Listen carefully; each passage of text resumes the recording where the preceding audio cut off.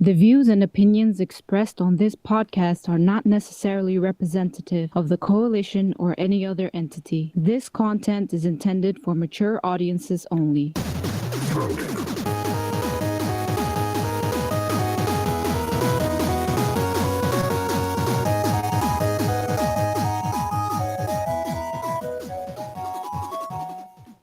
What's going on, people? Welcome to Throwdown, episode 152. I'm your host, Tony Polanco, and tonight I'm joined by Emilio Lopez. New Year Comic Con, coming soon. Chris Seeley. Hey, what's up, everyone? Carlos Romero. Yo. Brian Monjoma. Mr. Brian. Hey, people. And Adam Vale. Sucker Free Thursday. You know, we don't know where Brett is, so hopefully he'll join us a little bit later. He'll blow in at the end of the show and extend the show an extra hour. That's how it goes. The usual Brett shit. Him and the Throwdown crickets. Yeah. All right. Again, things are a little bit different here, so let me pull up my show notes here. But yeah, I don't really have anything to start the show off with, so let's just jump into it. The slow week, to be honest, not much happened. But the biggest thing, I guess, would be the Red Dead Redemption 2 trailer, which dropped today. The last time we saw a Red Dead Redemption trailer was back in fucking October of last year, you know, so it's been a while. That last trailer was just like environmental stuff, nothing really story-based. But, you know, now we got a little bit of story, not too much. Again, Rockstar's teasing us. You know, so we learned that this game, you know, you're going to be playing a guy called Morgan and stuff. And interestingly enough, he's part of the Vanderland gang, which is Dutch's gang. If you guys remember Dutch, he was essentially the main villain from the last game, you know, Red Dead Redemption. Very interesting. The ones that you were hunting down. It was that's right. So, John Marston's old crew. Yeah, so even though it's Red Dead Redemption 2, it's actually a prequel to the first one. So, Manny, did you see the trailer? What'd you think of it? Well, there's a small technical difficulty has come to my attention. Apparently, people can't see us right now. Ah, yes, that's because your boy Tony is an idiot. Give me a second, people, and you will see the magic soon. And you should see us right now. What you do, Ray? Yeah. Why isn't this working? I'm sorry about that, guys. Yeah, like I turned on my screen, but nothing's happening. Hold on a second. Why is this thing being dumb? Wait, there it is. There we go. Here's the thing. I have to go to a scene first, like select scene from another thing, and then go into my main one. Okay, sorry about that, people. Anyway, Red Dead Redemption 2. Manny, go. Yeah, it looked nice. You know, I mean, not much I can say. There's not just showed you some of the main characters and stuff like that. So, looks cool. I'm guessing that it's probably a prequel because the West was done with by the time John Marston Jr. Yeah, you couldn't really do another game set after it because there's no more Wild West anymore. You know. Mm-hmm. They didn't say the timeline, so I'm guessing maybe 20 years at most in the past. You know. Mm. But yeah, here's early days. Yeah, Adam, what'd you think, man? It was good. It got me hyped. I was expecting a few things. One, I was expecting, because they said major announcement. They didn't just say major trailer. I just thought it was going to be something maybe about talking about what attachments they were going to have, like bonuses like they did last time when it came out. Remember how it's like certain stores got like certain horses and outfits and stuff? I thought they were going to announce that. I thought they were going to announce that Red Dead 1 was going to be backward compatible for at least for the PS4. We know it is for the 360, Xbox One. I thought they were going to do something like that, or a remaster. Wait, you expected all of that from that trailer? No, not from the trailer, because the way they worded before is like a major announcement. You know, so I thought announcement. I didn't think just a trailer. You know, I figured the trailer. It is a major announcement. Didn't it have a date on it? No, it didn't have a date. It didn't even say. It's just like a broad with a season. It was like, what was it? The spring 2018. Yeah, spring 2018. Yeah, but yeah, you were kind of expecting a little bit much for this. I was expecting all kinds of stuff. Yeah, not me. I knew it was going to be like a trailer. I thought it was going to be a longer trailer, but I just knew it was going to be a trailer. Rockstar likes it. Here's what they do. Remember, they did this with the last Red Dead Redemption and with GTA. They give you like 2 story kind of trailers. Then they give you the actual, like, here's how we made the game. Here's what's going on in the game. And then Red Dead Redemption. Yeah, Well, and Red Dead I Redemption. thought they were going to add some more of that. I thought they were going to have like that narrator guy. He's like, the year is 1824. You know what I mean? I Yeah, they're thought there gonna was going to have be they're some gonna of have that. that. They're gonna have that. Yeah. But I just thought because of all the delays and all the stuff that when they said they had an announcement that this was going to be a big chunk. This was going to be like their own little mini, like, hey, Nah. this is everything that's happening right now. No, of course not. We got nothing. We got a damn trailer that we could have saw at E3. It was nothing special. I knew everybody knows it's going to look great. You know, so we sort of all knew from what we saw last time that this was going to be a prequel. You know, so I wasn't too surprised. I mean, I'm sold on it already. I got a lot of questions. I want to know, is their version of Red Dead Online going to be like GTA Online? You know what I mean? Like, are they going to go in that direction? We know it's going to have some online component. So, I mean, what they did in Red Dead 1 was kind of cool. Remember, there was a lot of those group meetups, and you can go and do missions together. Yeah. And That was a good online. Yeah. That was a very good online. You know, do posses. Remember Posse Up? Yeah, man. You We know? used to do that shit a lot back in the Yeah. day, man. Did you ever do that one? It was a trophy achievement, that race from dawn or something like that, race across the country before sunrise. I must have because isn't that a trophy or something? Yeah. And you had to I do got the Those have the platinum. I got the platinum. platinum in that game. You know. Oh, so then you must have did that Yeah, one. yeah. I remember doing it, and some guy bumped into my horse, and he fell, and I got pissed, and Oh, it was such a shit. waste. But yeah, no. So that's the things I thought. But besides that, it looked amazing. You know, their trailers always look amazing, though. You know, they're always top notch with that. So I'm just more hyped. I'm also just disappointed with no date. I don't like that spring. I thought they were going to actually give a definitive date. You know. And they didn't. I mean, I thought it even said at the bottom, pre-order now. Pre-order where? You know, yeah, I'm sure stores will take your money, but there's no date still. I mean, PSN, Xbox Live, they haven't posted up yet. What about Amazon? I was like, oh, Amazon, man, let me take a look. Yeah, you know. They'll take your money because most of the time Amazon won't do it either. They'll just say add it to your wish list. Yeah. Anyway, Chris, what'd you think, man? I thought it looked good. I'm glad they put in a little bit, and you see this Native American guy, which I knew they were going to add that stuff to the game. I'm hoping they hit that date because it's in spring 2018, and we remember what happened to GTA 5. Yeah. And mostly that was multiplayer issues and PC conversion problems that pushed it back. But hopefully they hit that date this time around. Okay. I like the main character's look. He's more clean cut than John Marston. Yeah, Noticed yeah. that. And I don't know what year it's happening in.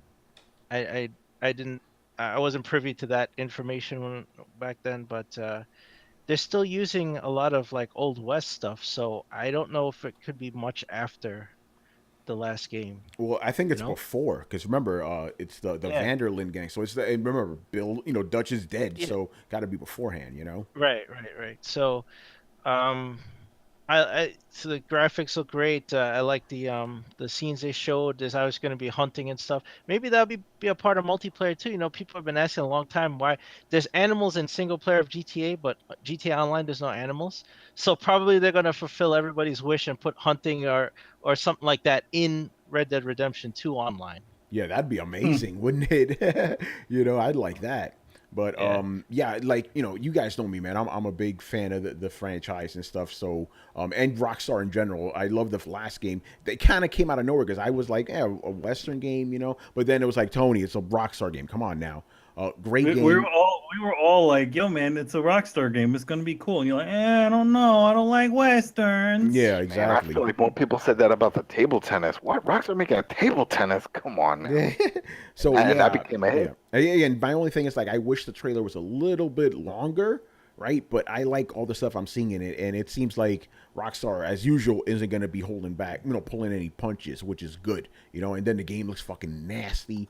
Man, it's good. But yeah, we need that solid release date because think about it. Spring could easily turn into fall 2018.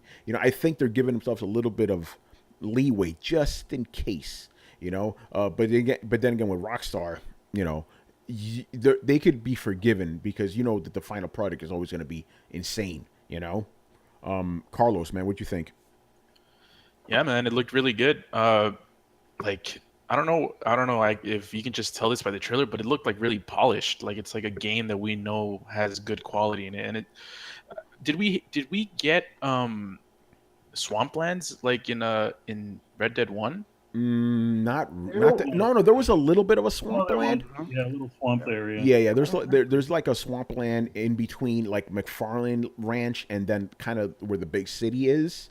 It's in that area. There's a swamp in there, but it's not Yeah, like 'cause that's heavy. But yeah, there's a swamp. But yeah, this one has alligators and shit. yeah, you know? man. I'm like motherfucking like remember last game it was like the bears that were like damn it's a the freaking bear it's like right behind There me. were tons of bears in that. I remember one time getting locked up in a cabin because there was bears all around me. Yeah, my thing is like, okay, I understand this is a video game, it's not realistic, but bears don't hunt in packs, man. And how many times haven't you been like riding on your horse, chilling, and a fucking cougar kills it? It's like, All damn. that's nonstop. When you heard that cougar, you're like, oh shit, you get a reaction.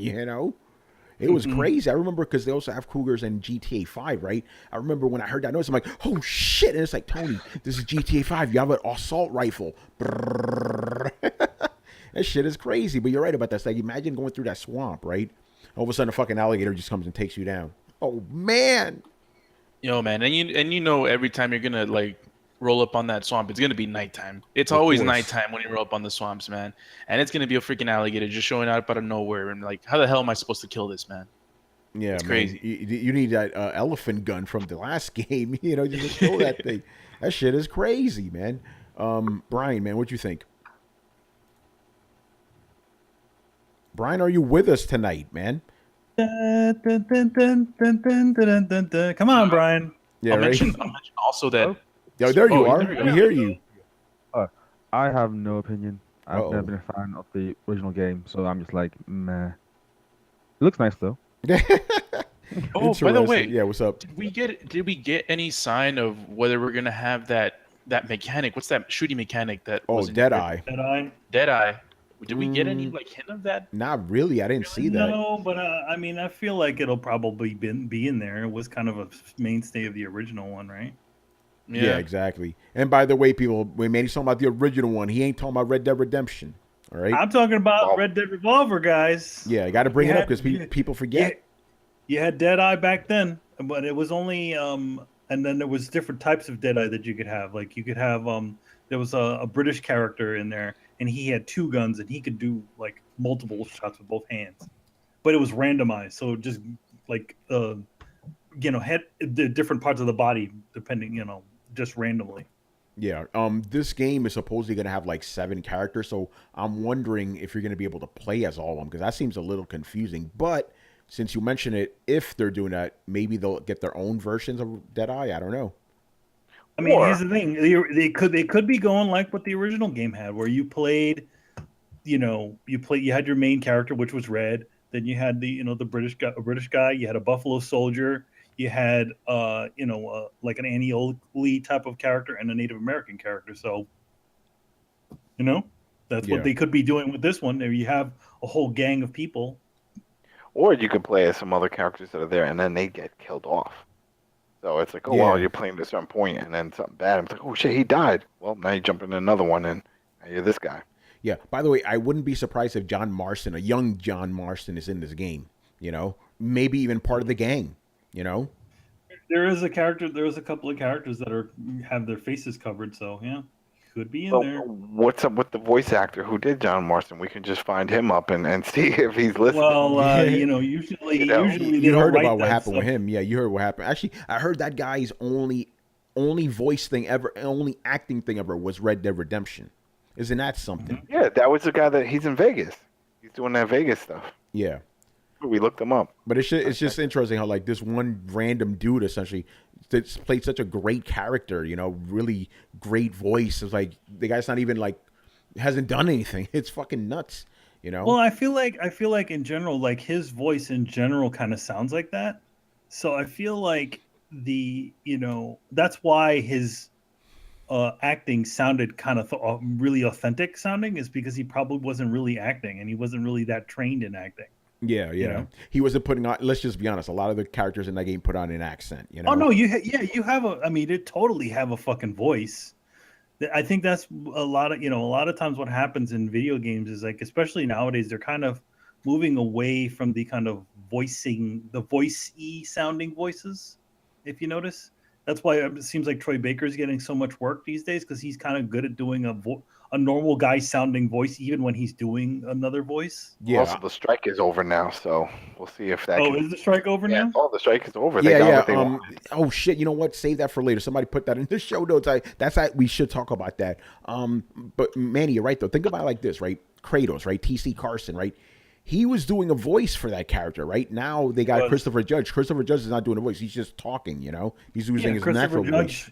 Yeah, Christopher Judge. I mean, I feel like for Christopher Judge in general, he did put a little voice on, but it doesn't sound like natural. It doesn't sound like, I'm doing a voice like this. You know, it's not like an obvious voice, sounding voice. Yeah, so I think that's part of the reason what happened with Snake, too, where it's like they don't want a guy that sounds like that.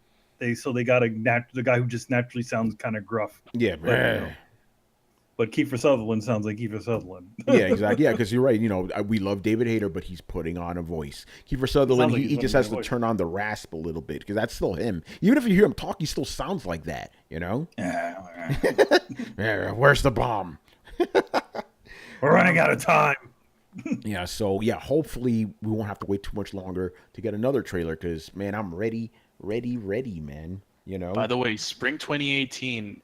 If it does really come out spring 2018, those first couple of months in 2018 are gonna be crazy. Yeah, just like God of War. It's gonna be insane, man. Ni no Kuni. Oh my God. Anyway, you know what, Carlos? Throw this in the show notes next. Let's talk about the strike shit, man. Apparently, I didn't prepare for it, because we literally tossing it now. But apparently, the strike is over, and the actors didn't actually get too much out of it. You know, which kind of makes sense, because, you know, as we've said on Throwdown before, video game voice actors are extremely they're not unimportant, but they're very replaceable, right? They're because that's not what you go into a game for. You go in there for mechanics. Like I said, when you could essentially like replace Solid Snake, and even though some people did complain and it not really be a big deal, that lets you know that these characters are pretty replaceable. Life is Strange has a new voice actress. Didn't really affect the game, you know. It actually did. Some people didn't want to play it. Oh no, I understand that, but like I played, I'm like, well, you know, whatever, you know, it's because it's all about the game in the end, right? So again, like we said, I'm like, listen, you guys aren't gonna get too much because you're not that essential. It's like if video game developers went on strike, that would be a big deal. You know, that would be a huge deal. Video game voice actors going on strike, not so much. The thing is that the bargaining posture for a voice actor, at least in the gaming industry, because the Screen Actors Guild doesn't have such a huge stranglehold over the industry like it does in the television industry, that's why they could still continue. Listen, the thing is that for years, before they even started, before Metal Gear came along and all these other games came along, they were getting people from Canada. They were getting all kinds of people from everywhere to do the voice acting. And some of these games were also considered games that had really good voice acting. Thing is, it's all about the direction of that these people are getting. That's what it really counts. And you could easily just swap out. You've seen this stuff happen in anime. You could easily swap out somebody for a sound alike. So, officially, you don't buy the game because Nolan North is playing the voice of Nathan Drake. Nathan Drake could honestly be played by anybody who can do a sound-alike voice. But as long as the game is in there, you know, I mean, granted, it would hurt a lot. It would hurt a little bit if Nate sounded a little bit off from himself, even, you know, with the whole David Hayter thing we were talking about before. It sucks that happened.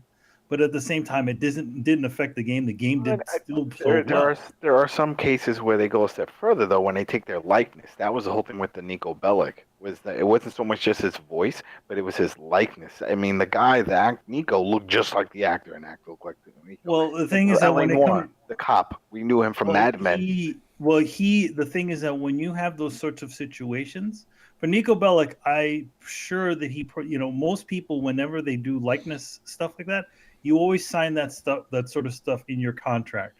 So the reason why the guy from Mad Men, yes, the Mad Men guy was in there, but at the same time, he and all the other actors, which also were, part of the guild, probably signed their likenesses to be used in this game. They don't use likenesses all willy-nilly. And then if they do start using likenesses all willy-nilly, then you get a situation like Ellie from Last of Us, where she looked too close to Ellen Page. Yeah. And she theoretically could have sued Naughty Dog for that one, at least. But you notice they actually switched her face around later on. But for voice actors who also give away their likeness via like motion capture, for example, wouldn't they be covered under the Screen Actors Guild? Yes. Instead of what? Well, that's SAG. That's the whole thing behind this. Yeah, this And whole thing the was other SAG, thing yeah. about that is that you also have to pay an additional fee on top of that if you're using a person's likeness for a game. That's just the way it is. So it's like that's why in a lot of ways it's sometimes cheaper to hire famous actors just to do the voice of a character and not actually have their face there, because you don't need to pay the likeness rights, and that's the main thing. The main thing is the likeness rights, because that's where a lot of actors make their money, Yeah, my question to you is, do you think that, no other way to say it, do you think that these actors kind of got a little full of themselves thinking they would have the same amount of pull that they would in a movie or a TV show? I think so. I think they felt that they had the same sort of they had the same sort of pull over the industry as they would in something like television. When it comes to television and stuff like that, they have a lot more of a stranglehold on, the guild has a bigger stranglehold over the industry. So if they all decide to walk, then that means that there is more stuff to negotiate. But when you have the ability, especially like with video games, and also we'll talk about anime and stuff like that, a lot of these things are not done. They don't have exclusive contracts with the Screen Actors Guild. So you could officially just hire a bunch of people who are non-guild people to do these jobs, if you feel like that the guild actors are too expensive. And a lot of times they are expensive. To get somebody like a really big famous voice actor like Jim Cummings to do your game or your show, it's actually incredibly expensive to get him to work for you, because he's in such high demand. Yeah, exactly. But the thing is, okay, if all your actors walk away from a TV show, you're kind of fucked, right? Because you are screwed. Yeah. You are screwed, because you're dependent on them actually standing there and being there to do the job. You can't just replace an actor in a show. Like, let's say, if the cast of Big Bang Theory decides to leave because of the strike, right? You can't replace all those guys on Big Bang Theory. Yeah, yet with a video game, if all the actors walk away, the developer's like, okay, we'll get some new ones. Yeah, we'll get some new ones. So, that's. I mean, the thing is that it's happened even within with the video games. They've constantly switched actors. Leon Kennedy, as somebody said it there in the chat, he's changed a bunch of times. The guy who played Wesker's, he's been played 3 different times. Chris Redfield, he's been changed around a bunch of times too. Yeah, you don't see people clamoring for the original Chris Redfield, Yeah, do you want the original one? Do you want the original Barry? Jill Sandwich. Man, all right. Anybody else have any other thoughts on this, Chris? Get in here, man. I know you got some things to say about this. Well, we called this in the beginning, man. Yeah, we did. Like, they had a weak bargaining posture for all the reasons you guys said it all. They had a weak bargaining posture to begin with. The fact they got very little was like, they're lucky they got anything. As far as I'm concerned, it's lucky that the freaking industry didn't kick them to the curb and just replace most of them, at least the guys who were still striking. So I mean, I don't know. I know they wanted more stuff. I can understand a stunt bump for mocap, right? Yeah, for sure. Yeah, we said that in the beginning too. It's like, listen, those guys need to get paid extra because they're putting their themselves in bodily harm. That makes sense. Yeah. But if you're just a voice actor, it's like, yeah, your voice is maybe gonna get sore. Chris, you brought up a perfect analogy. Basically, you don't see heavy metal guys complaining about this shit. They're out there screaming every night. You know? Yeah, exactly. Or you're gonna make the recording producer pay you if you lose your voice shouting at a Yeah, concert. you know. Yeah, or you're in a recording studio. No, what happens? What's your job? Your job is to keep your voice in the best condition that it can be. And usually, whenever they do these sorts of situations, whenever they do like they have a person doing lines or they have a person doing screens, they always split those things apart. They never go like say, "Hey, David, you got to okay. Now you're gonna do your line, then your screen." The thing is that they do a few days of screens and grunts and all that other stuff, but then on a day, usually they do specific talking days. So they already go in there knowing that they're going to be yelling and screaming all fucking day. Yeah, exactly. But again, we did agree. It's like, okay, stunts, working with animals. Yeah, you need to get paid extra if you're doing that shit. It's like, oh, you're gonna do voice acting today. Today you're gonna ride a horse. It's like, the fuck? But they didn't. Horse? But they didn't say the residuals thing, did they? I don't think so. If they that did, was the big thing they wanted, and Yeah. I don't think they got That's the big thing that they wanted. They wanted the residuals thing, which is I think that's. I'm sorry, that's dumb. I'm like, no, that's silly. that's silly. I mean, because the thing is that that would mean there would have to be a system within the gaming industry that everybody has to get something off of what the game makes, especially when they do re-releases, right? Yeah. But the thing is that they don't have anything like that in place. Game developers, usually they make their initial money and then that's it. You move on. You sign all that shit away when you get the job. You know, that's what they do when I worked in television. That's what they do as soon as they're there. So I'm not part of any freaking guild or anything like that or any union. At least in New York or other parts of the country, you sign all your rights away. So pretty much.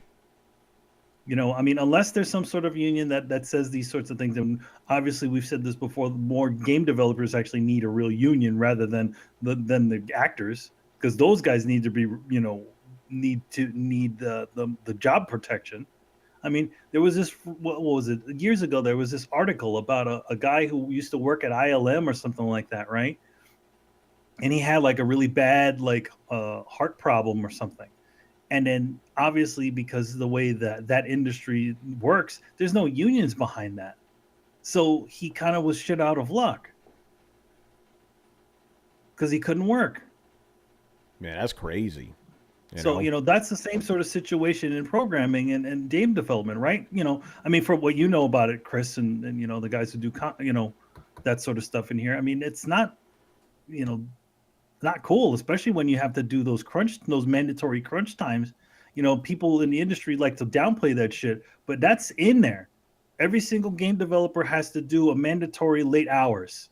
Mandatory late hours? And they're on salary. So which means that it doesn't matter how much time they sit in the fucking seat. They still have to do the work. Yeah, they do a lot of work essentially for free. Let's just be honest. Yeah, if you make within above a certain threshold, you are not guaranteed overpaid pay. So if you are in tight deadlines, you are working on something that is due within a certain time period, you have to get it done or it'll be used against you on your reviews.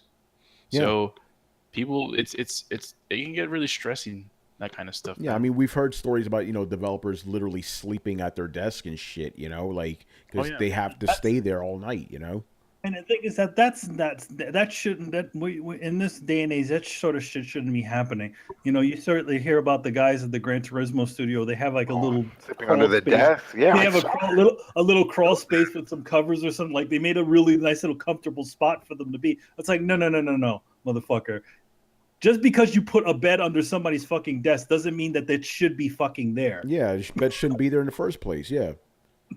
That shit is crazy. Oh yeah, we made him so comfortable. Yeah, but they're still working 50,000 hours a week.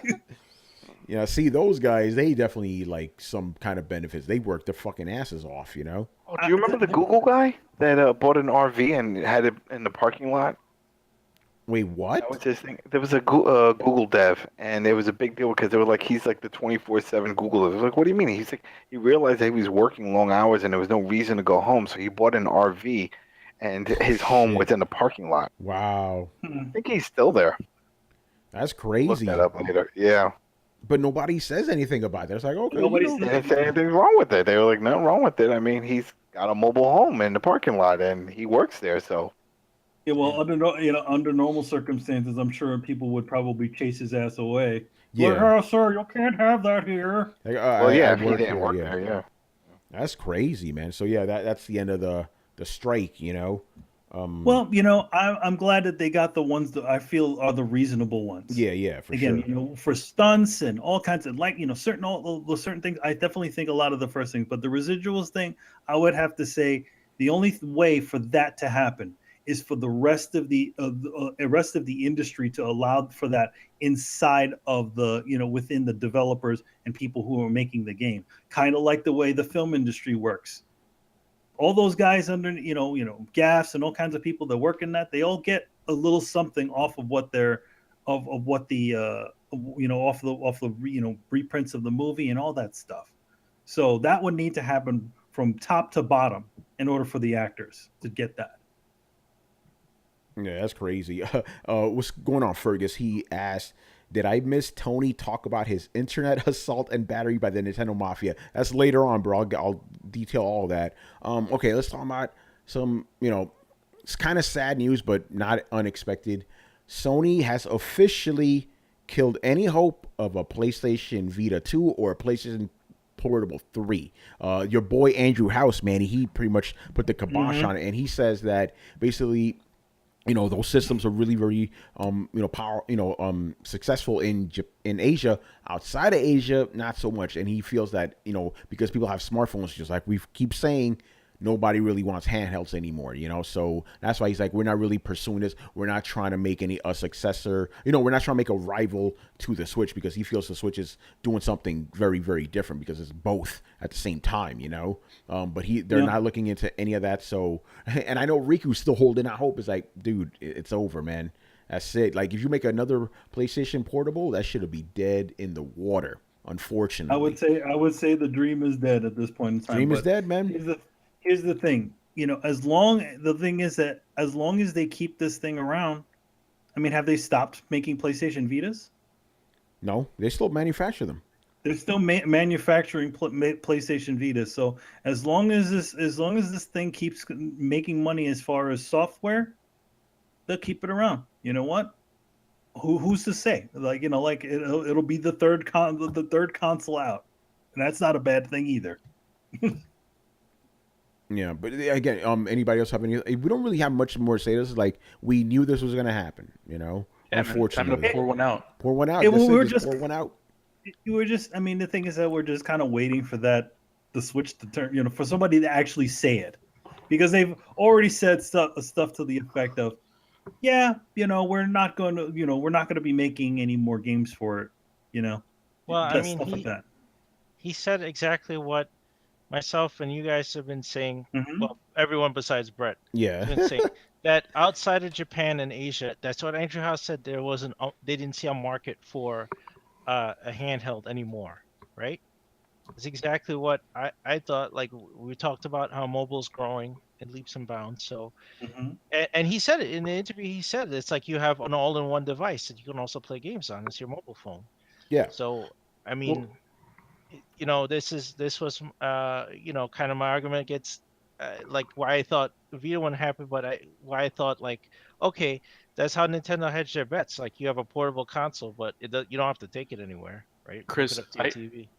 I agree with that premise, but let me ask this question: Has PlayStation or has Sony ever released a portable that has been successful? Like for example, the PSP, was that successful because it was people like the console, or was it because just of the hacking stuff where they could put all their emulators? Because if that's the case, was there ever a market for a PlayStation handheld that wasn't just like a pirated machine where you can? Oh, no, there was Sony fell down on a job with both systems. Don't get me wrong. Like, they did not market the PSP or the PS Vita to its potential at all. I mean, Vita was even worse. They left it twisting in the wind. We didn't even get the racial stereotype squirrels this time. Oh, We got shit. nothing. Yeah, remember those? Yep. Yeah, the urban squirrels. Like, we don't even get that. So, Sony didn't push the system. They didn't try to put exclusive backing behind it. It was third parties that really carried it because they must have supported it. It was easy to develop for, so third parties got behind it, and it did well in Japan and Asian markets. So that's why, yes, and people here bought it and liked it. I know Adam hooked mine up, so I could play some bootlegs. But that's not initially why I bought it. That was like a bonus. It was a bonus, yeah. That's what I tell people. Yeah, Mark says that PSP was successful before the major hacks. It just boomed afterwards. Yeah. You know. Yeah. And I used to. This was before I had an iPhone or anything. I used to download like episodes of 24 and shit. That's how I watched on the subway. I watched it on my PSP. Nice. But yeah, it's sad, but that's just the market. People don't really care about those anymore. And even again, we got to go back to this, right? Even Nintendo, when they did that poll, where do you play your Switch the most, right? 83% of people said at home. So that lets you know everything you need to know right there. Maybe it's different over in Japan, but then again, Carlos was in Japan. He didn't see a single Switch, so I don't know. Yeah, and to be completely fair and transparent, I didn't see a single Vita either. Yeah, see, there you go, man. I saw a few 3DSs. I'm sure you saw a lot of phones. A lot of phones, man. They're just Japan phones is all about phones more than us. Yeah, they love that shit. Yep. And like, phones is the way of the world, man. People, even you can be in Japan, you can be in the U.S., you can be in, I don't know, London or whatever. People are going to be on their phones, and they're going to do most of their interactions with media and technology on the go on their phones. Yeah. By the way, Barry Burns says Sony did have a very successful portable system a long time ago. It was called the Discman. Or the Walkman before that. Walkman. I remember I had a bunch of those. Yeah, who didn't have a Walkman back in the day, All right, so let's move on here, unless you guys want to jump in with anything. I'm looking at you, Brian. I was just to say, I mean, I said that the Vita's dead like months ago. Yeah. Well, I think like last year. It's like, yeah, not surprised. Like, honestly, not surprised. Yeah, here's the thing. They said we're not going to make another handheld. They didn't say the Vita's dead yet, though. Because it's still making money for them. No, they're not. They're probably not going to stop until the bottom drops out of that thing. Yeah, they're going to do just like what Nintendo does. It's doing with the 3DS. They're going to keep running it until there is no more. But you're not going to see any sort of hardware revisions anytime soon for Vita. What if they decide to make a portable console? Uh-oh. The thing is, I think he also didn't say that. This I think I don't exactly believe though. I think he said something along the lines like that we're not doing anything like that either. Which most of these companies say stuff. Yeah, let's just be honest now. So yeah, maybe the success of the Switch will make them rethink about this stuff. Hey, listen, the weed made Microsoft and Sony decide that they're gonna all of a sudden start doing motion controls. So I mean, Microsoft freaking they're like a lot of their downfalls are because of that Kinect. Yeah, no, you're right about that. That Kinect fucked up the Xbox One. The price and all that shit. Not to sidetrack the conversation, but we're actually making pretty good time. I wonder why. Do you think it's possible that the PlayStation 5 will be a handheld slash portable, like handheld slash console? Like if the Switch is a massive success. I doubt it. I don't think so. I don't think that anyone that has a PS4 will actually want that type of system, because even you, Tony, have said yourself, like, games on the Switch are vastly different compared to games I on personally PS4. wouldn't want it, but I'm just wondering, would Sony be like, hey, let's give that a shot, Like Manny said, they could change their mind. Go ahead. They'd be dumb to do that. Yeah. Dumb move, in my opinion. I agree. All right, so let's move on to never like reporting this, these type of stories. We got to deal with. So let's just be honest. Agents of Mayhem bombed, right? And because of that, Deep Silver has made some deep cuts, like to employees. So they let go of a ton of people. And unfortunately, one of those people was our friend Diana Laura. You know, she was doing PR over there. Great job, you know, she was doing over there. But she was one of the people. She talked about this on Twitter. Very sad that when this happens, but that's how it is. If your game doesn't hit like whatever goals they have, that's it. You know. They must have had some pretty lofty goals for them to cut it to do such drastic cuts to the company. But the thing is that was their biggest game. Deep Silver, you know, they're a good company, but they don't have a lot of huge games. That was the biggest game they had, you know, so they're probably banking a lot on that game. And then obviously, you know, Manny, you and I talked about it before, there's a lot of miscommunication with the game. You know, people thought it was multiplayer, even though they've never ever said it was going to be. It a lot of things, and then also, like you said, people thought it was maybe going to be like Overwatch because it has these characters and stuff. Deep Silver, you know, didn't do too good of a job explaining exactly what this type of game was. And I think all that, you know, it led people to make their own assumptions, which in turn led to these low sales. I don't know what the sales numbers are, but they must have been low enough where Deep Silver was like, all right, we got to cut back drastically. So, you know, it's great. I hope everybody finds a job eventually. You know, we hear about this type of stuff all the time. At least like once a year, you hear about 3 big studios that just like, you know, either they get shut down or they have to do a lot of cuts, you know. Even earlier this year with after Mass Effect Andromeda, the BioWare Montreal, right? They did the same thing. All of them got dispersed to other teams, basically. You know, it's crazy, man. Very sad. You know, what do you guys think? Yeah, it sucks when that sort of stuff happens. It's just like, you know, obviously they can't, especially if they were putting all their eggs in one basket. They have to make those cuts to kind of keep the company going, which stinks because you would think that you'd be able to, you know, that these products that they're creating wouldn't take so much of a toll on a company or studio. You know? Yeah. I mean, they have a bunch of littler games or whatever, but yeah, this was their big one, you know? It's crazy. Go ahead, Chris. Yes. No, I think they should have marketed a little more.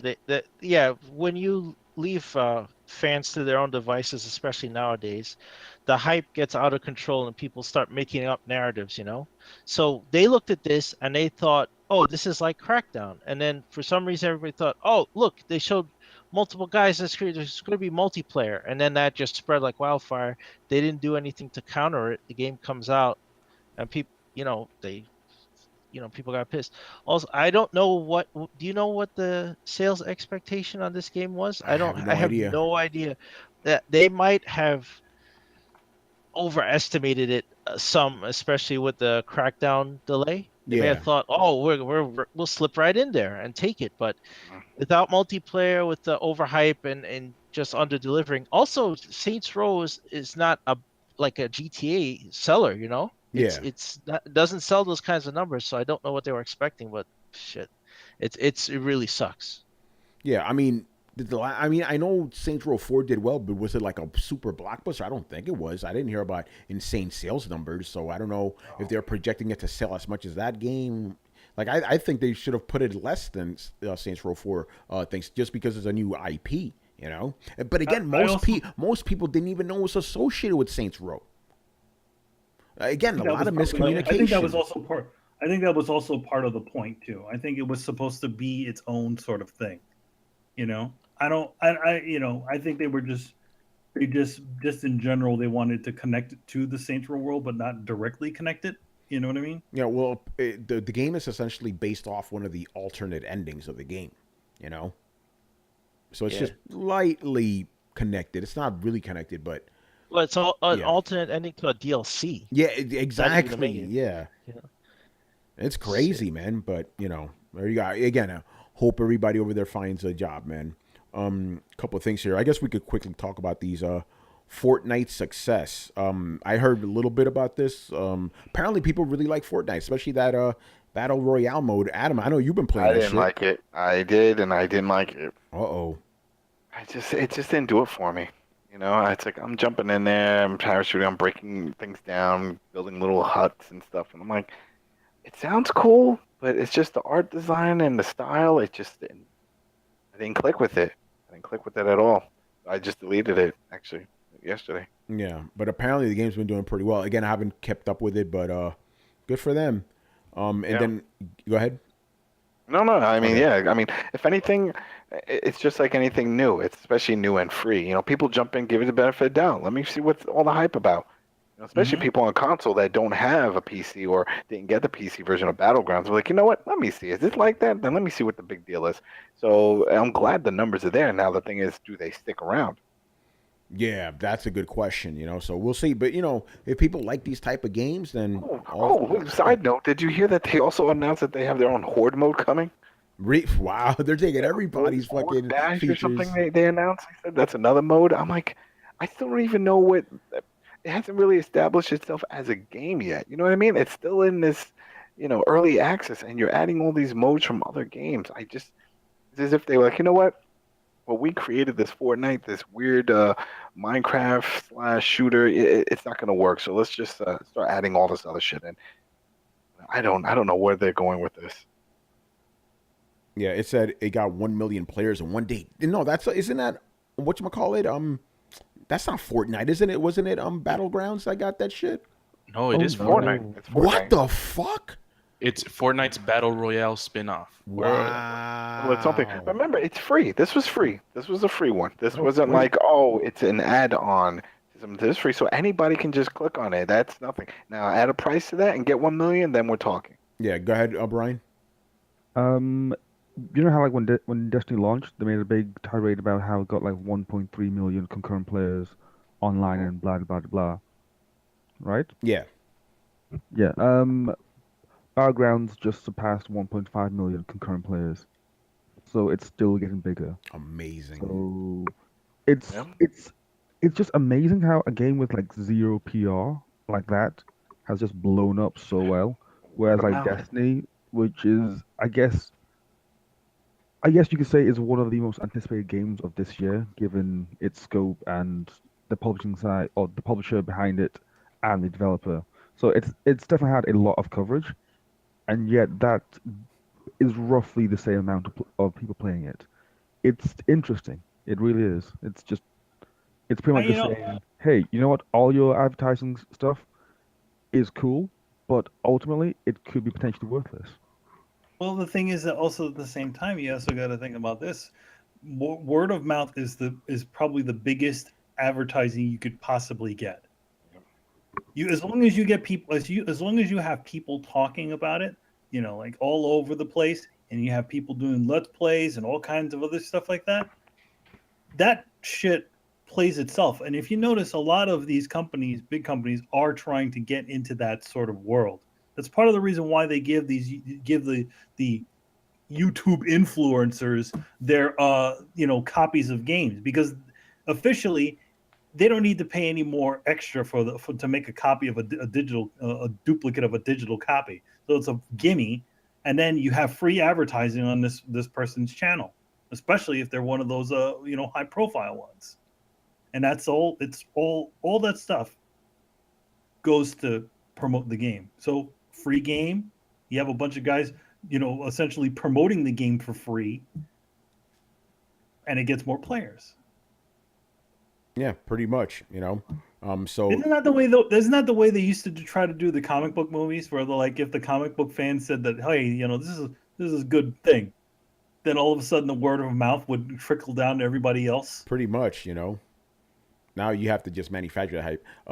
Carlos, I hate to do this to you, but we need to throw something else in the show notes because I can't believe we didn't talk about this. We got to talk about Marvel vs. Capcom, man. Okay, this is just for the UK, but the game bombed. Really? The numbers are already out? Yep. Apparently, it's tracking at 150,000 worldwide sales. This is another Street Fighter V situation, man. Where where the game didn't really deliver. But it's crazy. Bad press. Yeah, it is the bad press because think about it. This game, unlike Street Fighter V, it actually has features that has a bunch of shit in there. But the thing is, to two things. By the way, I should have given this guy a shout out. Shout out to my man Puerto Rock. I was on his podcast last night and we talked about this. So basically, this is what I said. It's two factors here, right? One, let's just be honest. Look at the character designs, man. The graphics look bad in this game. Like they don't like the last game looked fantastic. It looked like a freaking comic book, This one, it just looks extremely generic, right? That's one. But I think the biggest thing that hurt this game, let's just be real here, no X-Men in it. All the characters that you remember from back in the day, Wolverine, Magneto, Cyclops, Sentinel, Psylocke, Iceman, all that shit, none of those guys were in there. Colossus, Magneto. Storm, you know, and the excuse is bullshit. Oh, people may not remember the X-Men. Come on, man, get out of here with that nonsense. You're telling me that Miss Marvel, Captain Marvel, whatever, Carol Danvers is more popular than Wolverine? Really? So that, I think that above anything really fucked this game over. People are like, what is this? And then, you know, Deadpool. No Deadpool, no Deadpool. People forgot about X-Men, even though we had Logan, we had Deadpool. No, people don't remember those. You know, it's crazy. And the thing is, and then, you know, people were worried that the game was also very, very simplified and stuff. The thing is, and Capcom, again, I played this game for Capcom, right? They never once told me, hey, you could turn off all the auto combos. Never once told me that. I played this game for a week with the auto combos on it. My man was like, yo, turn that shit off. I turn all the shit off. I'm like, oh my God, this plays like an actual real Marvel vs. Capcom game now. You know, and like, if you see the streamers and stuff, the professionals, they're going ham. They're like, this game is dope.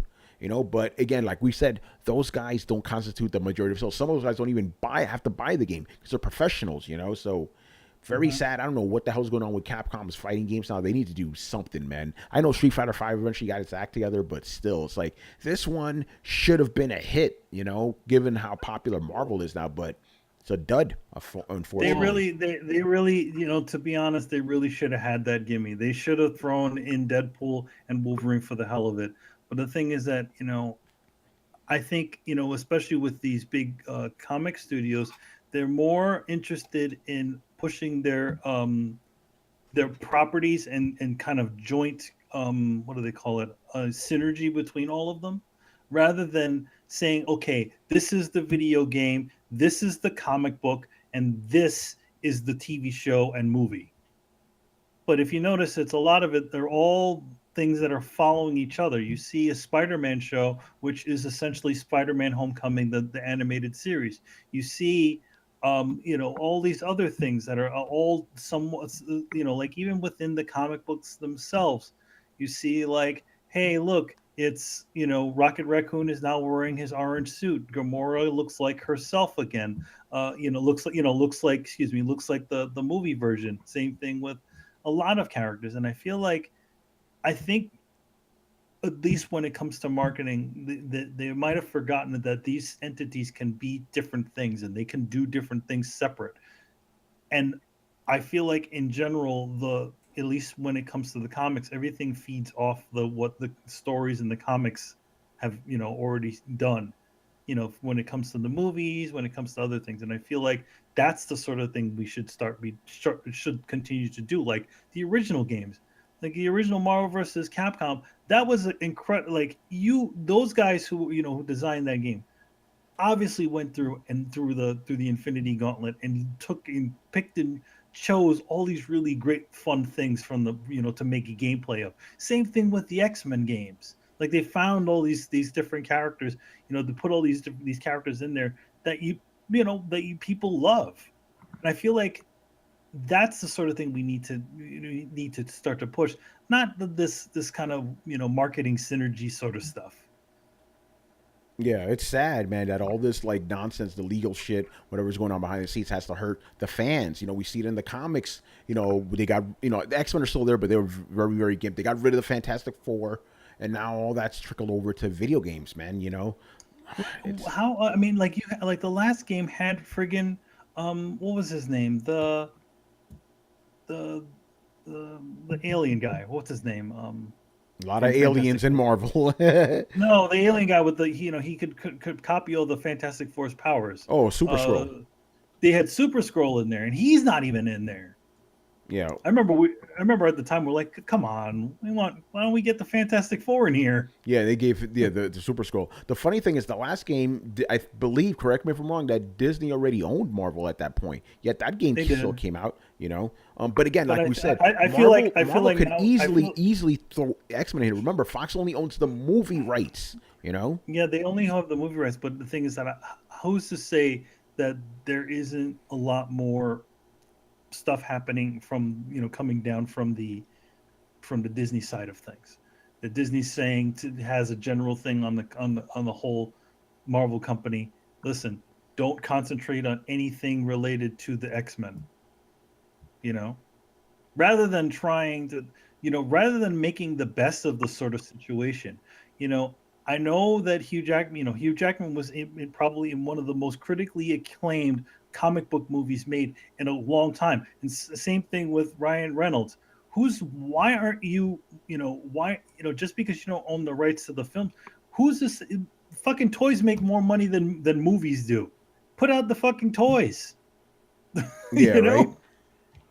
It's crazy, man. Yeah. Merchandising makes more. Listen, the thing is that Marvel owns the merchandising rights to everything related to the X-Men and any of those franchises. So who gives a shit if the movies, whatever the movies are doing, as long as you get that merchandising out there, people will snatch that shit up right away. Yeah.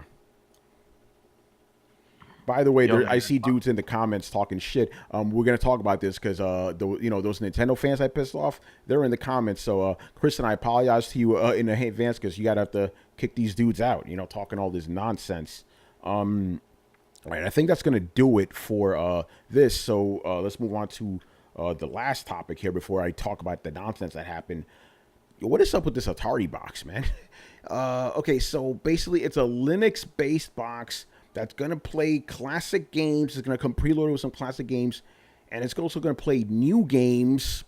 And it's going to cost $300. And here's the kicker. Not Kickstarter. It's a crowdfunding thing. It's like GoFundMe, right?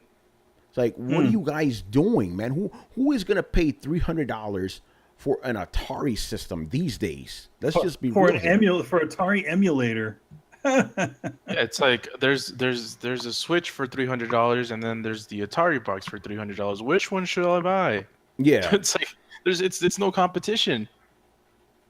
Yeah, it's like you could play all those games. Those games have been released to high hell over the years. I'm not even talking about it like illegally. You could legally buy these games. They have like the Atari collection or whatever. You can buy all these games right now. You don't need the system, But my thing is like, what new games? What are you like? When was the last time Atari even released a game? So I don't know what the hell they're thinking. 1983. Yeah, at least from the original. Remember, it's changed hands a few times. Yeah, it's changed a lot. So yeah. Yeah, I could be wrong, but I'm thinking that they're like, hey, Nintendo's doing this with the NES, let's try this, but they're not really going about it right, And then the whole fact that it's based on Linux, I mean, you could hack the fuck out of that, right, Chris? Yeah, I mean, you could basically do whatever you want. You get access to the kernel and the administration. You could do whatever you want with the box, but I don't really understand the point of this thing anymore. Especially at that price point. I don't understand the point of it. Yeah. Why wouldn't you just get an Atari emulator right now? You could play. Yeah, everything. I don't know. I mean, you can literally for less than that amount, you can get a pretty good a collection of Atari games for the Xbox and the PlayStation 4. So I don't know. I mean, it's kind of a hefty price to play for this sort of thing. And then how many games are you going to get? Are you going to get them all? They didn't explain that. They said, we gonna have an announcement soon. It's like, no, if you want people to fund this thing, you got to show something other than some screenshots. You know what I'm saying? Like, you can't just go, oh yeah, just give us money. And then, as I've heard, the GoFundMe is not as like reliable as Kickstarter. Like, apparently, like, you need to have a working proof of concept or whatever for Kickstarter. With GoFundMe, you could literally just go in there like, yeah, I got something. Here you go. So this whole thing may not even materialize. They plan to have this thing last, next year, like in fall or whatever. But who knows? I don't even know who these people are. Like, who these people are? Just people that just have the Atari license. Like, yeah, I don't know. Yeah, I don't know. By the way, Brett said me up as like he was at a movie. Oh well. Okay. Yeah, I wish I had more information. I'm just still like dumbfounded by all this, this whole Atari. Like, who is asking for an Atari box, man? I don't get it, Yeah, it's a weird thing. Yeah, Brian Steelbart says this joint is gonna die like the Ouya. Man. Yeah. Oh Yeah. yeah. It might not get it that far because Ouya got sourced. It got funded, Oh, yeah. but nobody bought it after that. This I don't see this getting funded. I don't see people doing that again. Yeah, it has real wood finish. Yay! Come Real on, wood man. finish, Yeah, but right. like the original one. I Yeah. mean, the original one was like tape on wood, wasn't it? Oh This shit. is paneling, you know? It's just wood paneling. Yeah, not really much more to say about that. It's like Ataribox. I don't know, man. All right, so we got to talk about this nonsense that happened to your boy starting yesterday, right? So, Kofi, he tweeted out something about how, he expects to see GTA on the Switch, right? GTA 5 on the Switch, and I'm like, I called him out, and I made fun and shit, and I'm like, the GTA can't run on the Switch. You crazy, and people were like, of course it can, because if it ran on last gen systems, it could run on Switch. That was the presumption there. And I'm like, I don't know about that. Like, isn't Switch like not as powerful as those systems? That's what I was thinking, right? Especially the online. That's definitely not. Yeah, gonna when work we'll on talk Switch. about the online stuff. So, I started talking about all that, and then a bunch of dudes just started coming at me. And every time I check their bios, they always say Nintendo fan. I'm like, okay, I know what's going on here. Then some like YouTubers, right? Nintendo YouTubers started coming at me, and it got to a point where my timeline was so like fucked up. I'm like, I'm just blocking these dudes. I'm not dealing with this nonsense, Blocked a bunch of them and shit, and to be fair, I threw a couple of jabs myself. I didn't really like fully disrespect, but I did call dudes dumbasses and idiots or whatever. You know how I do and shit. All right, but I was like, maybe some of this shit could be used against me, so don't go too ham. And I'm glad I didn't, because the next day I woke up, right? Before I get to that, so I wake up the next day, and Torrance was like, Tony, why would you say something like that? Blah blah blah. So Torrance and I talked, and he explained it to me in a way. I'm like, yeah, you know what? I think I could see the GTA running on Switch. Maybe it'll be limited in some way, because remember the Switch is it has like a small memory card, and the heat issues or whatever. But I can kind of see it the way Torrance explained it. So I tweeted that, right? But pretty much as soon as I did that, somebody made me privy to the fact that they were talking about your boy, me, on NeoGAF of all places, and it read, IGN tech reviewer says PS3 and Xbox 360 are more powerful than Switch. I'm like, okay, because obviously they looked at my bio and it says I do, tech reviews for IGN, but I'm a freelancer. I'm not an employee, but they made me out to be an employee. So everybody came out the woodwork after my ass, asking for me to be fired, all that other shit, typical internet tactics and all that, right? And it even got to a point where Brian McCaffrey, right, who, is the Xbox guy over there, he said, he's just a freelancer. We feel that your headline is misleading. Can you change it? And then the NeoGAF, the moderator, he's like, okay, guys, I'm going to change the headline of this thing. And let's just be honest, this is a big to-do about nothing. It just seems like people just want to ignite a fanboy war, right? But even now, during the show, still getting a bunch of shit, So it shows you that basically, and I'll fully admit, I fucked up. I said something that was, kind of stupid. And I fessed up to it. That doesn't matter anymore. And the blood is in the water. So motherfuckers want to come after me, because nowadays, and we've talked about this before, it's not enough to disagree with somebody, right? You need to destroy their life. You need to destroy their livelihood, right? So I got some of that myself, It's like, all right, I weathered it or whatever, shit happens, but that's what happens now. It's just insane how this little thing, and eventually, obviously, when cooler heads kind of prevailed, they were like, why are you going after this guy? He's just a freelancer. This is not a big deal. What the hell is wrong with you guys? But obviously, those people that want to snipe you, they're going to get you because, and let's just be real now, right? They propped me up to be bigger than I actually was. Again, I'm just a freelancer. I'm not employed by IGN, right?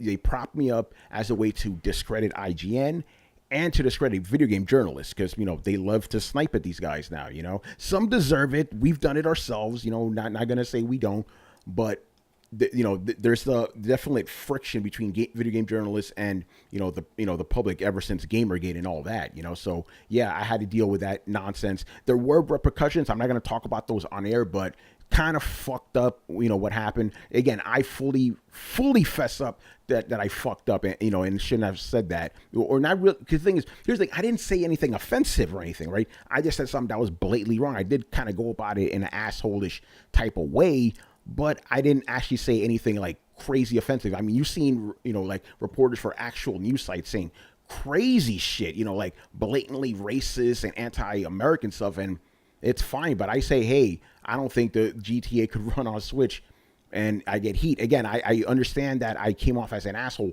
fully admit that, but at the same time, kind of fucked up what ended up happening, and people, behind the scenes, obviously, gave me support and all that shit, but kind of crazy. But I think, yeah, go ahead, the thing is that, you gotta understand that you kind of aggravate a situation when you start calling people assholes and stuff like that.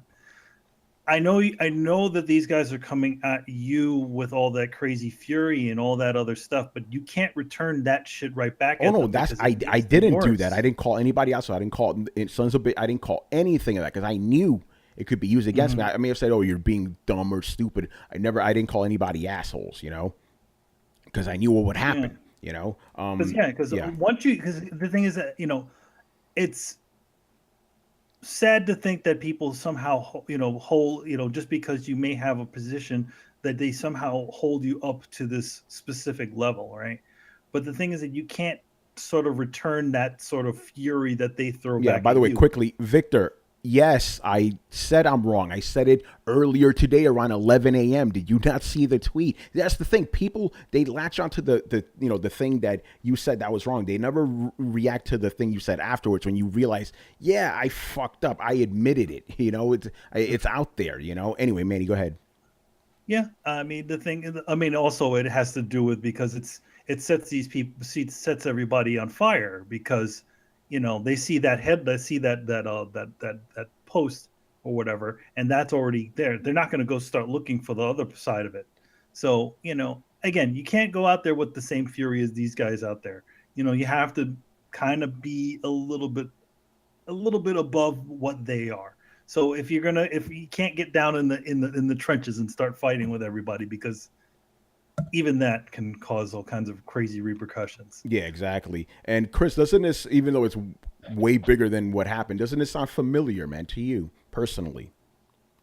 Oh, this happens to me a lot, but not to the extent where like I've losing your job or losing a source of income. That really sucks. They take it to a level that is obscene. I find it horrid that they act like that. That's sociopathic. I'll just say that. Yeah, but this is what's happening now with fanboys worse and worse. Like if I make one tweet like this happened to me, one tweet will just ignite a firestorm. Yeah, they come after you. Yeah, Victor also says me blocking a bunch of people doesn't look good. Dude, I'm not going to have my timeline blocked. And if you come at me with some nonsense, I'm fucking blocking you. There's been a bunch of guys that came at me today that I didn't block because they came at me correctly. You know what I'm saying? You come at me right, we're fine. You come at me with some nonsense, I'm blocking you. It's as simple as that. You know what I'm saying? If you can't, to be honest, if you can't have a civil conversation, then come on, you can't have that. If you can't have a civil conversation where it's just you talking to another person and it's just like people just calling each other assholes, that sort of conversation is not going to go anywhere. Yeah, exactly. So those people gone. Anybody else? I went back and forth with them, and a lot of them actually saw my side of it. You know what I'm saying? Where I said, yeah, I fucked up. But yeah, Chris, again, because all the shit you've said about Nintendo, correct things. I mean, think about it like this. Chris, he does the podcast. He also writes for the Coalition, right? He wrote an editorial where he predicted what the Switch would be, right? The NX would be, right? And he said this is going to be a portable slash, it's going to be a portable slash, home console. He got heat for that. As a matter of fact, they asked for him to be fired, from a site that doesn't pay, so that shows you the level of how rabid these dudes can get. You know what I'm saying? It's nuts, man. Like I never even faced this much heat from Xbox guys, which is saying a lot. It's crazy. But anyway, I mean, I'm gonna get to the techno part of it. But what do you guys think about all this craziness? I know, Carlos, you got pissed off, when I told you this shit earlier before we recorded the show. Yeah, man. Like everyone, like is entitled to be wrong at some point in their life. Like, I mean, we said this. I mean, Tony hasn't been proven wrong yet. Like, maybe just about like the whole Xbox 360 being more powerful or whatever. But who cares? I mean, if you're gonna go over someone's livelihood because of something like that, then you're just a low human being. Like, what like is that your whole purpose to go after people's livelihoods because they could be wrong in a certain facet of a video game conversation? Which started off with like, I mean, this whole thing started off with Tony talking to his friend about this. Like, he's taking jabs at his friend. Like, he wasn't talking to some random person, you know. So it's like, why do this? And it's like, I see people, it's like, oh, Switch gang and shit. It's like, y'all proud of this shit? Like, for real? Yeah, I know. Like, It's so pathetic. Tony, man. you own a Switch. That's the thing. Yeah, You I own a You Switch, own a man. bunch I of games like for my a Switch, you know, but that shit don't count apparently. yeah, I have a Switch too. Brett has a Switch. I have games for it. Tony has games for it. We played games for it. We like some aspects of the Switch. I had a Wii U. Like, it's like, yeah, like you guys, yeah, you're all talking about Switch gangs, but I didn't see fucking Wii U gangs. Like, where the hell were you guys at? I was supporting the fucking Wii U since when it was fucking dying. Y'all freaking chilling and shit, like hiding in the bushes, man. Now y'all coming up, yeah, man. Some Nintendo fans, you are, man. Get the hell out of here. Well, Oh man. they're fair weather, and honestly, I think that behavior is disgusting. I'll say that. It's a mob mentality. That's what it is.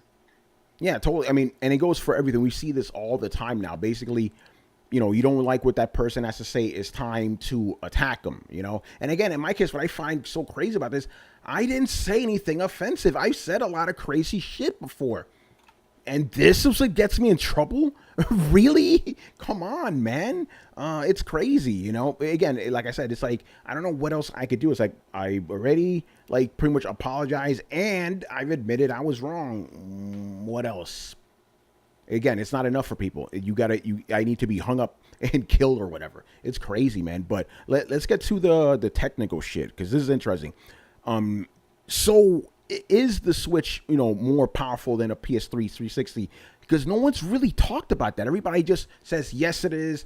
Yes, it is. That's it. But no one's actually broken it down. So let's do it right now, man. And Chris, I'm going to go to you, man.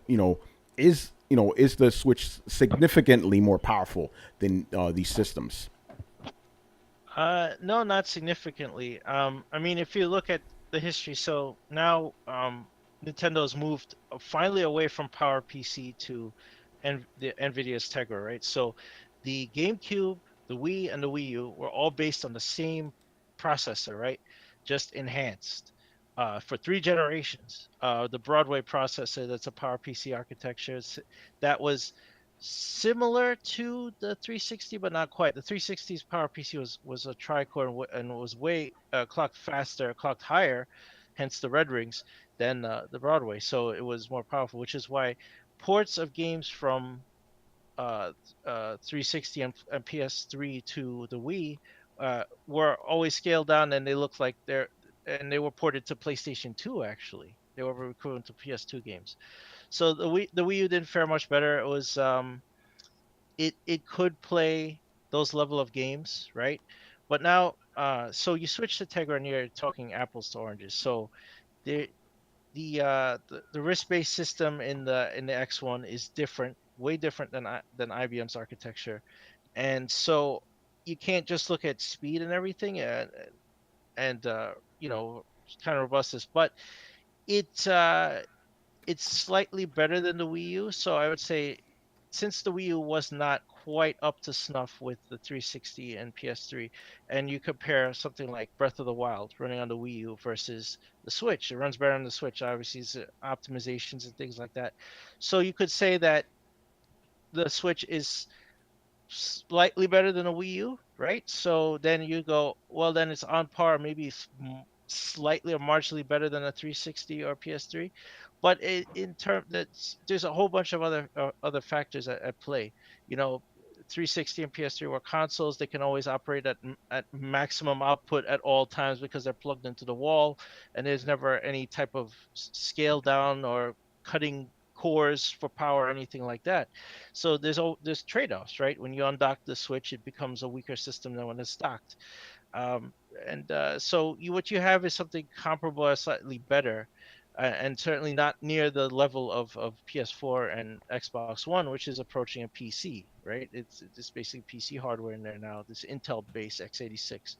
So when you look at and you have to look at other factors too, like it doesn't have a high amount of RAM. It has 4 gigs, right?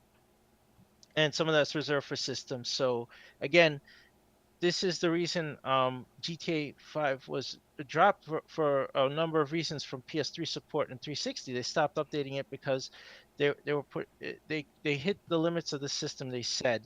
And I think mostly it was because people are cheating and modding the game and they wanted to sell shark cards and they couldn't reconcile how to fix it, especially on PS3. It was rampant. So that was a major reason. But other reasons was, yeah, they hit the limits of the system. The system couldn't run the DLC right and whatnot, and they just gave up. They just like forget it. So to say like, oh, we're gonna get GTA 5, you may get it in some kind of gimped condition, right? Certainly not even at the level that it died on the PS3 or an Xbox 360 when it died of support, and certainly not what we're playing now with the with all the DLC and all the add-ons. Especially looking at the install and stuff. Your storage is still a problem on the Switch, and I know you're gonna say, oh, we'll just get an SD card. Well, look at NBA 2K18 and what a mess that is. So it's there's a growing number of problems for Nintendo's short-sightedness with this system and getting things. And then you look at history, right? I always bring up the history of Rockstar and Nintendo. They have a rocky history. They had bad beginnings. Look up the game Body Harvest and see the history of that. Nintendo almost bankrupted Rockstar back when it was just a small developer in Scotland. I forgot the name of it. The houses were there. They don't forget that. And you look at the history of the system, right? The Wii U got Mass Effect and Batman Arkham Asylum or Arkham City or whatever they got in the beginning, so they could run similar games to 360 and PS3 at the time, right? They didn't get name the Grand Theft Auto that they got. They didn't get any. Yeah. They didn't even get 3. They didn't get San Andreas. They didn't get Vice City. They didn't get anything. Rockstar basically gave them Chinatown Wars. There's the only GTA they've really gotten in years, and that's basically a middle finger that the houses give to Nintendo for years, right? They spit out a game on the DS only because the DS is the best-selling system Nintendo ever made, and it had a huge market share, so they kind of pooped out a smaller game, but they've never gotten any of the main games. They've never gotten any of the spin-off games that have been on all the other systems. So to say that they get GTA 5, just looking at history, is like, that's laughable. And in the system itself, if they even do it, you'd only be getting maybe a single player experience with very, very, very scaled out, to run. And that's it. Yeah, no, you're 100% right about that. I mean, I don't think you could refute anything of what you just said. I'm pretty sure they will, obviously, these fanboys get, but that's pretty much it. If you, again, I'm pretty sure, again, now I'm like, yeah, you could probably get the GTA running on it, but it's probably only going to be the single player and has to be optimized because, again, the shit is not, I mean, I know it is when it's docked, but it's not like a thing that's plugged into the wall all the time. It has to be optimized for handheld mode as well. It's going to be a little bit of a gimped experience, and the online is not happening. I mean, how much is the download now for online? Like 144 gigs or something? It's a lot, so it's going to have to be pared down. And Chris, I'm glad you brought up the point that the fact that the 360 version, the one that everybody says, oh, it'll be like that, has been updated for years because they hit that neck, they hit that bottleneck. So if you get that, it's going to be a limited version of it. Don't get me wrong. If you could get a GTA 5 on Switch, that would be pretty, miraculous, actually. Like, they got Skyrim on it, I do need to quickly bring this up because people were not believing me when I said that I played Skyrim, which I did last week at the Bethesda event, and I didn't feel it looked as good as the PS3 version. Not that it was like horrible or anything, but you could tell there was little things that they cut corners with environmental effects or whatever, right?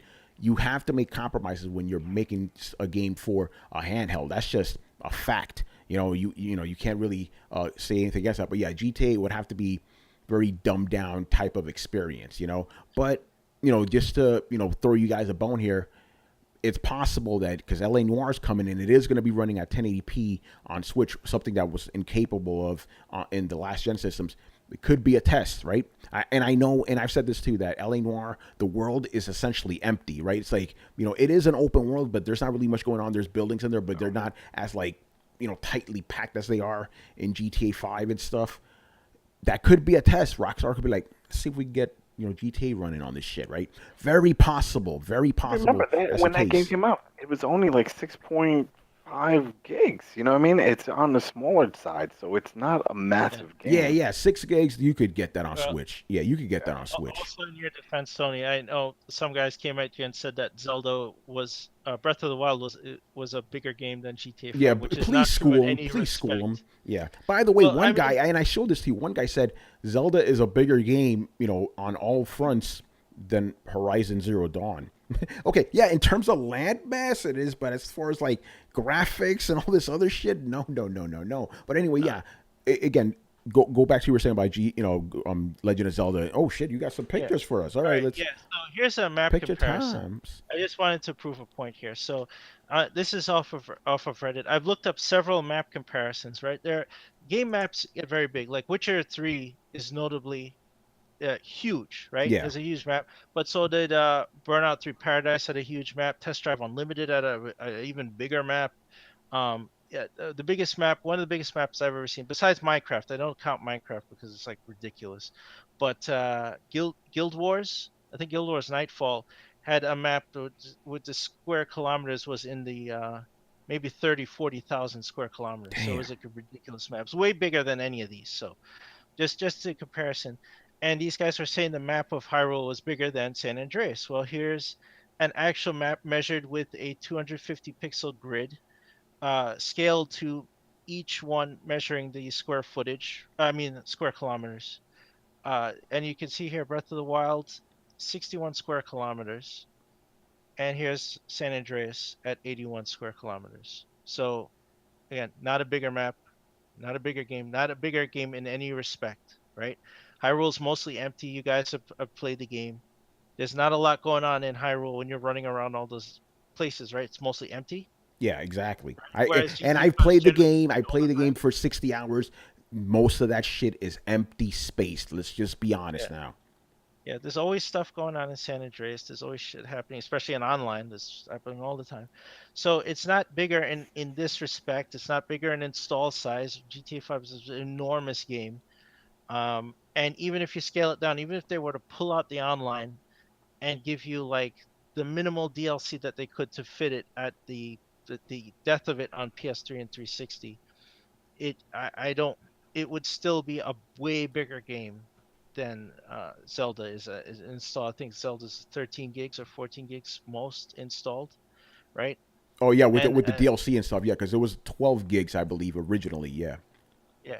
So yeah, so that those statements were blatantly false. So I pulled this up just to prove this point because I saw Tony getting slammed online like Zelda's a bigger game, and no, it isn't. So that's what I have to say. Yeah, not only is it not a bigger game, it's not as much of a dense game either. It's a lot of, don't get me wrong, like there's a lot of emptiness in GTA 5, but in that middle, you saw the bottom down there. That's a dense city, And then you also have to count. Go ahead, Carlos. I was going to say quickly, cars, pedestrians, a lot of shit to take into consideration. Go ahead, Carlos. Yo, so they're claiming that Breath of the Wild map is larger than GTA's map, and we just proved them wrong. Yeah. So now they're in the position you were about the whole the Switch thing. So why? So what? So now they're infallible to this? Like no, it's one way. It's one way because of the fact that I'm a quote unquote prominent person. I'm the only one that has to answer for shit. They don't have to answer for anything, which is kind of fucked up. It's like we just literally proved these guys wrong right now, saying, "Oh, Zelda's a bigger game." We literally proved it. You cannot dispute that, but that's not going to count. It's fucked up the way this kind of stuff works. So yeah, Zelda is not a bigger game than GTA 5. Get that out of here. Yeah, like I said, I've now been convinced that I think GTA 5 can run on Switch, but it'll only be the single player mode, right? You know, and I know some dudes in the comments are saying it's going to run at 10 frames a second. That's ridiculous, guys. They're going to get it to run at 30. This is Rockstar. They're not going to have a shitty game running, you know? No, I mean, whatever, you know, they're probably going to do something that's comparable to whatever LA Noire was. You know, let's see what things that they could kind of pull back on it and get it to run the way they need it to run. Yeah. Or just put one of the older ones. I could see a Grand Theft Auto 3 or, you know, Vice City. You know, the older ones. They'll put those before I think they'll put a 5. That's a lot of work, a lot of manpower. They're trying to do Red Dead to get that out. I don't see this it's coming down the pipeline anytime soon. Yeah, I mean, to be honest, we don't even know who, like, I mean, granted, we don't know if the internal teams at Rockstar were actually in charge of porting the game to the Switch and to the Xbox 360 and the PlayStation 4. You know, it could just be a third party that they hired to do that. Yeah. Because the company that made that game doesn't exist anymore. Oh, man.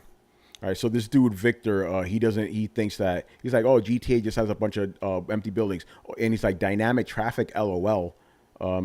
Yeah, GTA Vice City does run on your phone, but GTA 5 ain't running on your phone, bruh. Come on, man. You know? The older GTAs, yeah, they do. Oh run yeah, on your phone, you could have the whole collection probably on Switch. You know, you can hold that, you can do that, all that.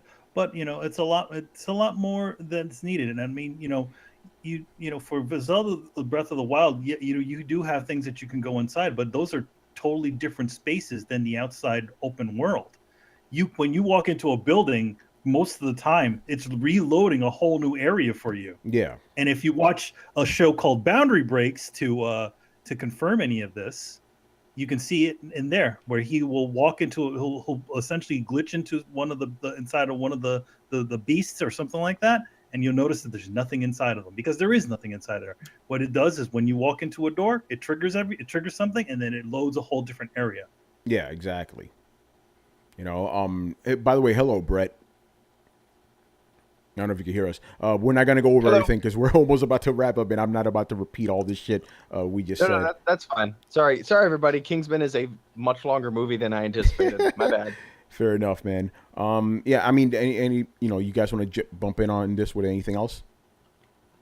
Pretty much, I agree with most of what Chris said. Like, I do believe. Well, the question was, can the Switch run GTA 5? And not will, because whether or not it will or it won't, by what Chris has said, is incredibly unlikely. But we never know. But I'm still on the fence of, if it does, great. If it doesn't, I won't be too surprised. But then the question was, can the Switch run GTA 5? And my thought has always just been, it can, and most likely it will be the last gen version of it in terms of how it looks, how it performs, and also without the online, because I don't believe Nintendo's online structure is powerful enough or even decent enough to handle that. So throughout this whole time, I've been on the side of it can. Whether or not it will is another story. Yeah, I'm actually. Hold on, I want to ask Brian a question because you bring up another good point. You said, "Will it?" That's the thing. All this craziness is going on over a hypothetical, right?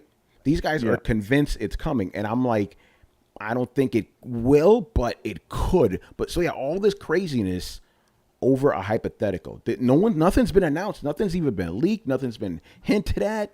None of that. You know. You know what would be really cool? If Rockstar announced Red Dead 2 for the Switch. That would be amazing, wouldn't it?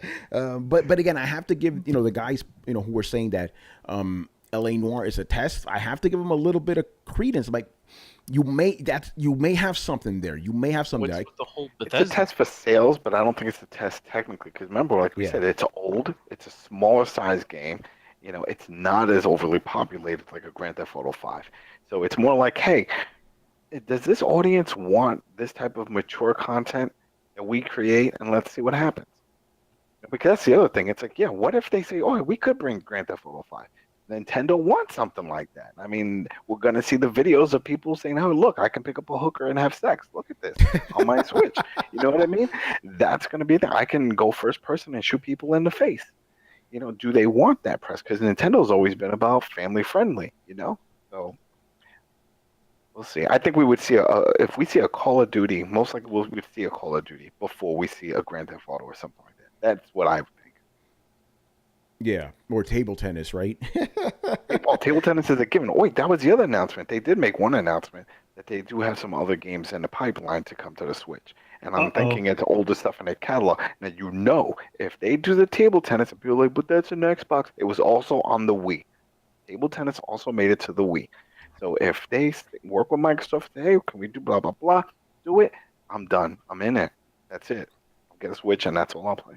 Yeah. Oh, yeah. Brett Soapbox. Yeah. If GTA 5 does come to Switch and it looks nice, again, gonna eat that Sasson, covered Pro, man. I think I'll be impressed as shit if they do it. Don't get me wrong. I'm not saying, I don't want them to do it. And again, I've already been convinced that it could be done. But yeah, it would be very cool if they did that. Take GTA with you, man. Kill hookers on the go. Oh man. It's crazy, man. All right, so that's kind of pretty much do it for us tonight. Brett, how was Kingsman, by the way? Did you like it? It was really good. A little long. I heard it's super over the top. Is that true? Like even the director said it was too over the top or some shit. You saw that? He was like complaining about it. Or something like that. Yeah, no, and Rockstar doesn't need any money, man. All right, so thank you for watching and listening. Be sure to subscribe to Throwdown on SoundCloud, iTunes, and YouTube. Make sure to follow us on Twitch, Facebook, and Twitter at Throwdown Show. Once again, I want to thank you guys for joining us. I was your host, Tony Polanco, and tonight I was joined by Emilio Lopez.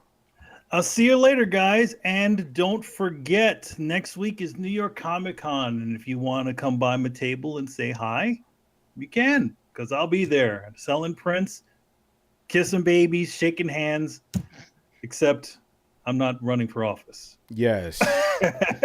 Yeah, so I'll have a lot of good stuff, and then you might run into Tony. And if you hate him, you'll probably run into him, and you'll give him a hug. You can punch me in the face. But I'm going to have to warn you a little bit about that one. Yeah, please. For those of you. That'd be interesting. You hit a crippled guy, but hey, I'm fucking around. Please don't punch me in the face.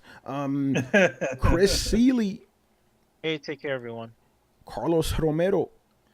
Fall anime season is upon us, people. Oh, shit. Brian Manjoma. Is GTA 5? No, not GTA 5. Is Metal Gear Solid 5 actually coming to PSN Plus next month? Yes, it is.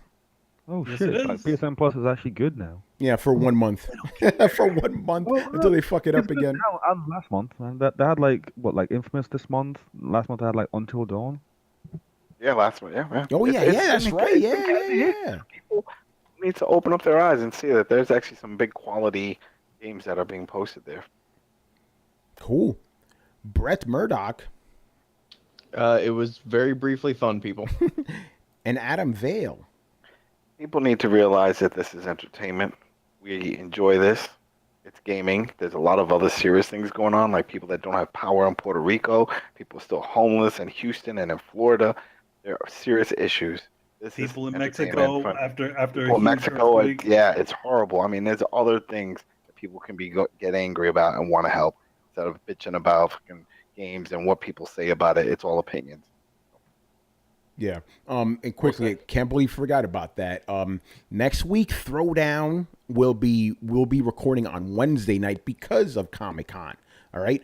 We may record a little bit later because I'm gonna go to this little Square Enix party at night. I usually never go to these because I'm recording Throwdown, but I'm gonna go this time, so we may start a little bit late. But, I don't want to extend the show, but real quick, does anybody understand what they meant with Square Enix about the online world, or what the hell were they talking about? Wait, what happened? They want to invest all this money into some online community thing, or? Oh, I didn't even hear about that. So, I guess all right, that'll be next time. That'll be next time. We'll do more all right, research. We'll see you guys. Remember, Throwdown episode 153 will be on Wednesday night. So, and Throwdown questions will be this Sunday normal time as always. All right, we'll see you. Peace. Later, guys. Later. Deuces.